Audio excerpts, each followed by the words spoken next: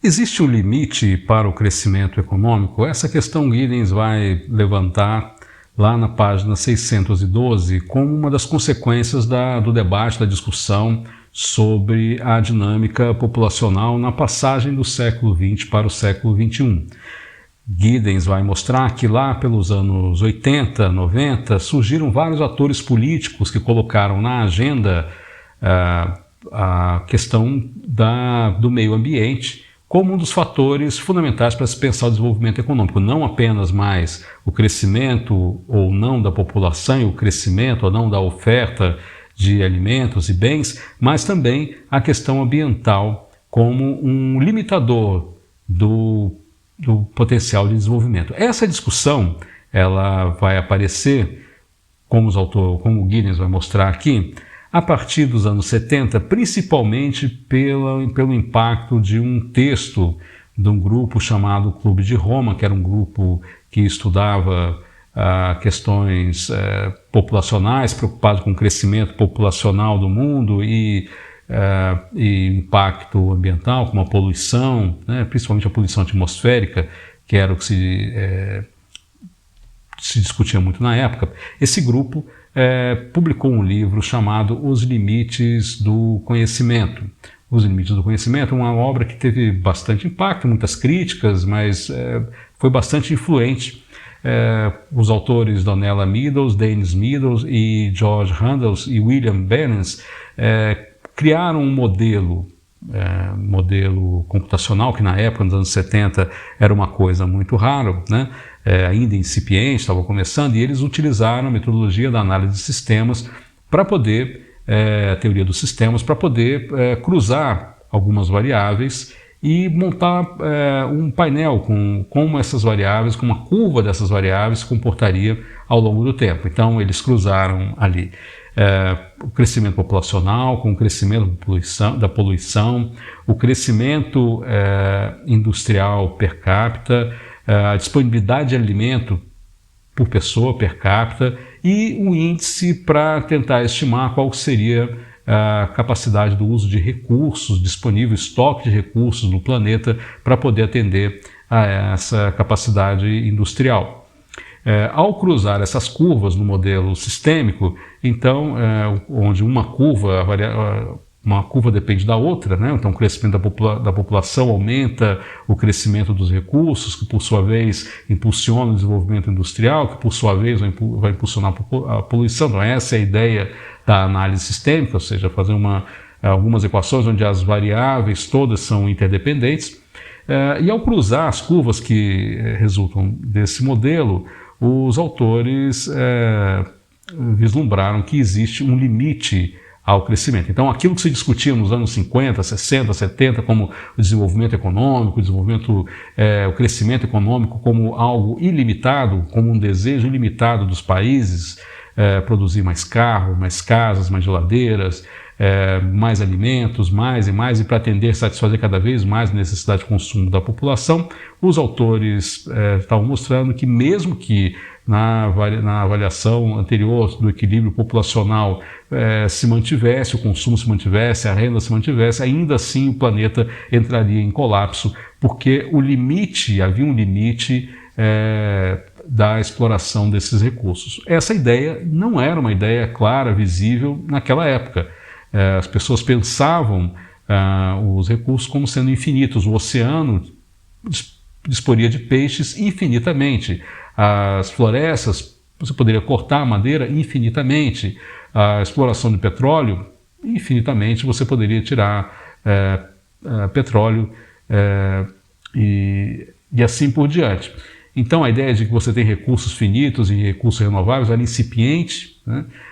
E sempre se imaginava que a tecnologia daria um jeito de adaptar as novas necessidades produtivas, nova necessidade de consumo ao padrão que já existia. Então os autores mostraram claramente, né, no seu livro Os Limites do Crescimento, esse fator limitador do crescimento. A questão ambiental não era só uma questão de preservação, no sentido de que as pessoas deveriam ter amor à natureza ou cuidar dos animais, né? Não era uma questão simplesmente moral, mas uma questão também econômica e de satisfação das necessidades básicas dos seres humanos, alimentos. Ou seja, havia um limite e esse limite estava perto de ser alcançado. Essa foi a ideia do texto, o limite para o crescimento. Como eu disse, o texto foi bastante criticado, houve várias questões, o próprio Giddens vai fazer um relato aqui um pouco dessa discussão, mas a ideia principal ela vingou e ela fortaleceu a emergência desses novos atores, desses novos grupos políticos que vão buscar na arena internacional um espaço para discussão. Começando lá pela Rio 92, né, a Conferência do Clima aqui no Brasil, e depois uma série de protocolos, de acordos entre os países, tentando criar uma articulação global em torno da agenda do desenvolvimento sustentável. Então, esse novo termo que emergiu no debate, o termo desenvolvimento sustentável. O Giddens vai falar na página 613 o seguinte: o termo desenvolvimento sustentável foi introduzido pela primeira vez em 1987 no relatório encomendado pelas Nações Unidas, O Nosso Futuro Comum.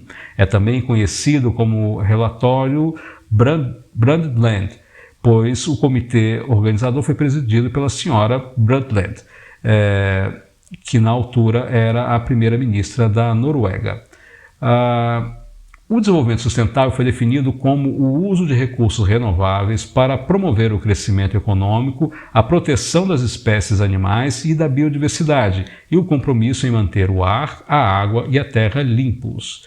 A Comissão Brundtland considerou o desenvolvimento sustentável como consistindo em ir ao encontro da necessidade do presente, sem comprometer a possibilidade de resposta das gerações futuras em relação às suas próprias necessidades. Né? Depois, vai dizer que depois que o relatório da ONU foi publicado, a ONU publica anualmente esses relatórios, cada um com um tema específico, né? Depois de publicado esse relatório, Nosso Futuro Comum, o termo desenvolvimento sustentável passou a ser usado amplamente, né? Pelos ambientalistas e governos, né? E foi utilizado, vai dizer que o Giddens, na cúpula da Terra, né, das Nações Unidas, a Cimeira, como se chama em Portugal, Cúpula da Terra, Nações Unidas, no Rio, em janeiro de 92, conhecido aqui no Brasil como a Conferência Rio 92, que deu o início, a base para esses acordos, essas articulações globais, né? Qual que é a ideia que existe aqui, então? Que a partir dali, vários elementos passaram a ser incluídos na agenda, no debate, que vai culminar com o que nós vamos discutir na última aula, né, no módulo 6, que é o limite da globalização, né, porque essa agenda criou uma reação muito grande que a gente vai ver com detalhes na última aula. Mas qual foi essa agenda que derivou, então, da ideia de desenvolvimento sustentável, que hoje compõe os objetivos da ONU, de vários princípios de vários países, como os Objetivos de Desenvolvimento Sustentável, né, os ODS, que várias empresas, vários governos adotaram, tem os símbolos, né, que identificam, que substituíram os Objetivos de Desenvolvimento do Milênio, que era a agenda da ONU do ano 2000 até 2010, reduzir a pobreza, reduzir a desigualdade do mundo, e a agenda do trabalho decente proposta pela OIT. Essas agendas foram combinadas na agenda do desenvolvimento sustentável. O que implica esse... o Giddens não toca nisso ainda, porque ele está escrevendo em 2001, a agenda do desenvolvimento sustentável é agora 2015, né? Mas esses elementos estavam todos articulados. E quais eram as preocupações, então? A relação com o consumo, a pobreza e o ambiente, ou seja, a deterioração do meio ambiente aumentava a pobreza, o aumento do consumo deteriora o meio ambiente e também implica em pobreza. Então, aquela discussão proposta lá pelo Bauman sobre a sociedade de consumo do indivíduo, na verdade, aquela deslocada para uma questão mais concreta, que é a questão ambiental e a questão da pobreza. O Giddens vai discutir isso, né? Ele vai mostrar aqui para a gente, né? Que existe uma relação também na agenda, a questão entre poluição e desperdício, né? Então é necessário se pensar a questão da poluição, não só a poluição atmosférica, mas os resíduos sólidos, né? A colocação dos lixos, né? Nas cidades, tudo isso deveria estar numa agenda articulada entre governos, estados, municípios, agenda internacional, local, para que pudesse ser resolvida e articulada, porque são problemas que extrapolam as fronteiras, né? E daí porque é necessária uma articulação supranacional, ou, no caso do Brasil, supragovernamental, para ser pensada, que envolve, na questão da agricultura, a degradação dos solos, desertificação, né? O Giddens vai discutir sobre essas questões do esgotamento dos recursos naturais lá na página 619, ele faz um detalhamento sobre isso, com um panorama no mundo, como é que se encontra essa fase de degradação ambiental e deflorestamento, né? Desflorestamento, né? Redução das florestas no mundo inteiro, naquele período, em 2001, e vai falar principalmente do elemento que tomou a centralidade da agenda no século XXI, que foi a ideia do aquecimento global, que passa por vários elementos aí de negação, por um lado, por outro lado de motivação para articulação internacional, enfim, está no centro do debate político internacional hoje a questão do aquecimento global, que foi também fruto de estudos nesse mesmo período. O Giddens vai detalhando aqui, que vai mostrando que junto com a questão do esgotamento do planeta, ou seja, há um limite para o crescimento do planeta, o consumo ele tem um limite, o planeta não consegue se repor em termos de matéria-prima, da natureza, né? Os oceanos, enfim, não conseguem se repor na velocidade com que as coisas são retiradas para produzir bens para o consumo, fora o lixo que retorna, que não consegue ser reciclado pela própria natureza para poder ser absorvido, o próprio lixo cria um entrave. Nós temos o problema todo do aquecimento global com efeito estufa, que é mais um agravante nessa limitação dos recursos do planeta. Então, não se trata simplesmente da questão mais, como se dizia lá nos anos 70, 80, 90, a questão da poluição do ar, né? A poluição atmosférica, mas essa discussão se torna mais grave ainda, assumindo a ideia dos gases que causam o efeito estufa, portanto, o aquecimento global, e com repercussões bastante graves, né? Segundo mostram os estudos científicos, em termos de tornar o clima mais extremo, a desertificação aumentando, a capacidade agrícola diminuindo, enfim, vários elementos que piorariam, né, as condições de vida humana no planeta. O Giddens vai apresentar aqui, ao final do seu texto, né, algumas questões de discussão sobre os riscos, né, que envolvem a produção. Vai discutir a questão dos alimentos transgênicos e alguns riscos que envolvem a produção. Algumas soluções que são adotadas para o aumento da produtividade acabam aumentando os riscos para as ações que poderiam mitigar os efeitos desse processo de esgotamento do planeta, tal como desenhado nessa perspectiva que ele apresenta aqui. Então ele coloca aqui uma questão, né, olhando para o futuro. Vamos lembrar que ele está falando lá em 2001. Né? Então, às portas do novo século, do século XXI, não podemos prever se os próximos 100 anos serão marcados por desenvolvimentos sociais, econômicos pacíficos ou por uma multiplicação de problemas globais. Né? Então ele vai mostrar o que deveria acontecer. Ele propõe aqui se resignar a uma situação de desespero, o que fazer. Então ele vai propor uma reflexão aqui e vai exemplificar ações que empresas e governos vêm fazendo para poder reduzir o impacto do consumo, da produção, né, no esgotamento do planeta, no aquecimento global. Mas, de qualquer maneira, há um caminho grande para ser percorrido ali. Vamos debater isso na aula, né, ver como hoje está essa questão.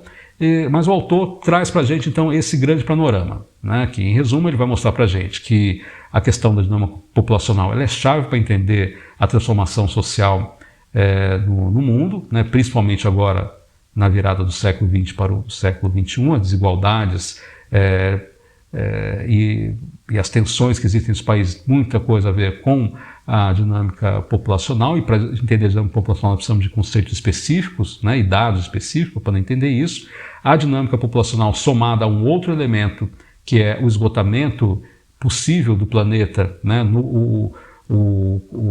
não só o aumento das pessoas, mas o aumento de consumo que cada pessoa tem, cria um novo problema, que é o esgotamento do planeta, e esse esgotamento do planeta passou a dominar a agenda internacional, com várias questões que ele vai analisar ali, mas principalmente com a centralidade da ideia do aquecimento global. Então, há o problema da pobreza, da desigualdade, do desequilíbrio entre a população jovem, né, que está entrando e no mercado não tem emprego, a população idosa que precisa ser amparada, que está aumentando, a sustentabilidade dos governos que precisam arrecadar, portanto precisam da produção crescendo, as empresas precisam produzir para poder vender, o planeta apresenta um limite à produção e, portanto, fica a agenda de se reinventar, né, um ciclo econômico baseado na sustentabilidade para poder dar continuidade ao processo de satisfação das necessidades humanas, produzindo bens, sem